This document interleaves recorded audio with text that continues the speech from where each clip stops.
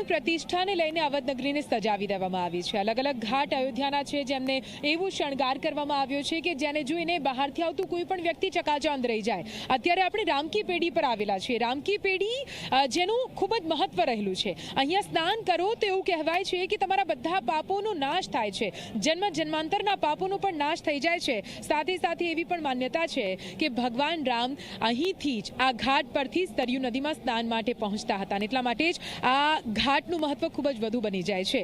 આ ઉપરાંત એવું પણ કહેવાય છે કે જ્યારે લક્ષ્મણજી તેમને ઈચ્છા થઈ કે તેમને તમામ તીર્થ સ્થાનોના દર્શન કરવા છે, ત્યારે પણ ભગવાન શ્રી રામે આ જ ઘાટ પર ઊભા રહીને કહ્યું હતું કે અહીંયા સાંજ સુધીમાં જે પણ લોકો સ્નાન કરશે તેમના જન્મો જન્મના પાપો તો દૂર થશે, સાથે સાથે દેશભરના તમામ તીર્થ સ્થાનોના દર્શન કર્યાનું ફળ પણ મળી રહેશે। એટલા માટે જ રામકી પેઢીમાં આજે પણ મોટી સંખ્યામાં જ્યારે પણ શ્રદ્ધાળુઓ પહોંચે છે ત્યારે સ્નાન કરવાનું ચૂકતા નથી।